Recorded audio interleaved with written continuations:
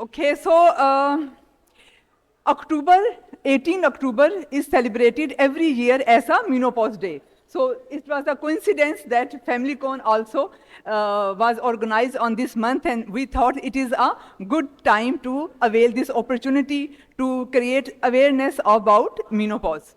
And of course, as a general physician, you are the first people who get in touch with the patient when she starts having these problems. Okay, so we all know that menopause is when a woman is not having periods for 12 months, and this means that her reproduction ability is stopped.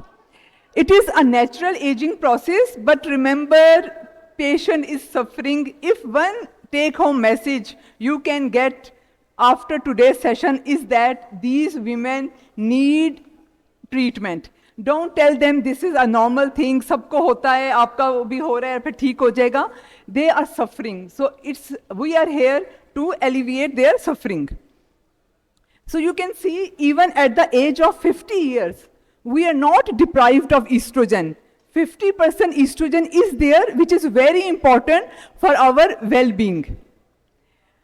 These are the normal estrogen levels in our body, 400 picogram when we are premenopausal, and then after menopause it is 50. So this is our target. If woman has lesser than this level, we have to give her HRT. Okay, so now the impact of menopause is not only clinical, it is social, it's psychological, and it's economical. So clinically, she is having hot flushes, night sweats, brittle nails, wrinkly skins, loss of hair, loss of libido, dry vagina, UTIs. But then, because of these symptoms, her work is affecting. Maybe she will lose her job, maybe she will have some problem and she will have depression and she will stop going to work. So it is huge impact, and we have to realize that. So these are short-term effects of menopause, we all know about them, and these are the long-term. Now long-term are more dangerous. We don't feel them, we are more worried about the short-term symptoms, but the long-term are fatal. If our heart is affected, if our bones are affected, and if our neurodegenerative effects are creating. Bone loss is 1 to 2% after menopause per year. But if we do surgical oophorectomy, this is 4 to 5% per year. So each time you do oophorectomy at 45 years of age, please do remember this. Okay, so now how to face these challenges? As GP, of course, I think you know that you have to advise them about lifestyle modification, cut down on caffeine, coffee, alcohol, smoking, healthy eating, and walking, exercise, loss of weight. So, and then there are some complementary therapies like black cohosh, evening primrose oil. So these all can given. There is no scientific proof about them, but we have seen that they do help. Sometimes, you know, placebo effect is also very important. So all these can be given as a first hand. But if symptoms are not relieved, then we should start to think about giving HRT. Okay, so when to use HRT? Because of this Women Health Initiative and Million Women Trial, there was fear of HRT. People thought that it causes breast cancer. So abruptly there was a reduction in prescription of HRT. But then later on it was found out that after 10 years of use, this risk increases, and still it is not that much. Relative risk of 1.26% only.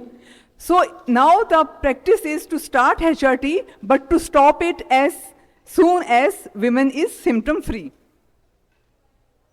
So treatment of menopausal symptoms, and then of course in premature ovarian failure, which is, we all know it's on the rise. We see 30, 35 years old ladies now experiencing premature ovarian failure or insufficiency. So those patients must be started on HRT for their heart and bone protection.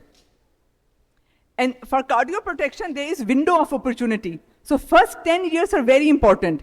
it cannot be started after women develop a cardiac disease, because it cannot work on diseased or unhealthy endometrium. But it can be very effective if it is started at the earlier ages of life. And this is by International Menopause Society. They recommend to use it. Now, whenever we think of HRT, we think which to give, when to give, how long to give. So important is to see whether women have a uterus or not, and then whether symptoms are systemic or local, and then pre or post-menopausal stage, combined or cyclical. So in women with uterus, we have to give progestogen to save their endometrium from hyperplasia and from endometrial cancer.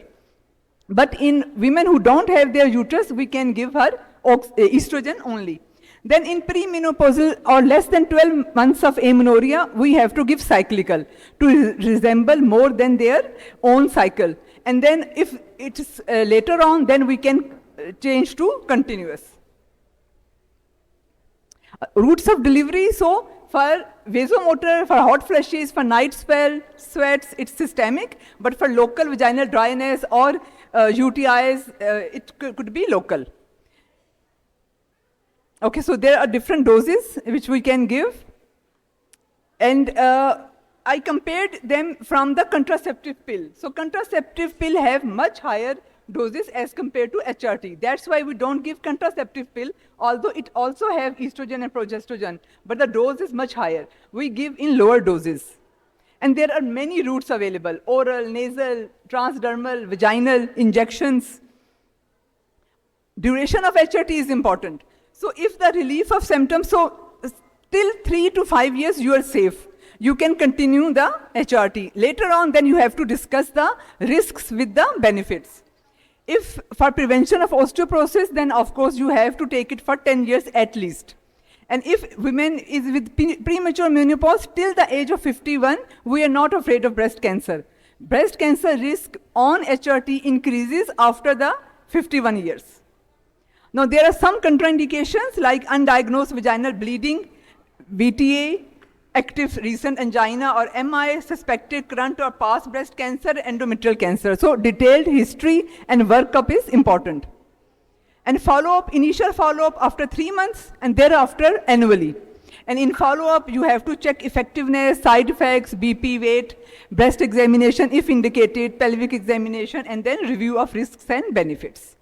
So take-home message, HRT is very effective in control of menopausal symptoms, and right dose is the lowest dose on which the symptoms are controlled. Short-term benefits outweighs the risk for most women. Calcium and vitamin D intake and weight-bearing exercises slows bone loss. And regular follow-up is necessary if woman is on HRT. So thank you very much.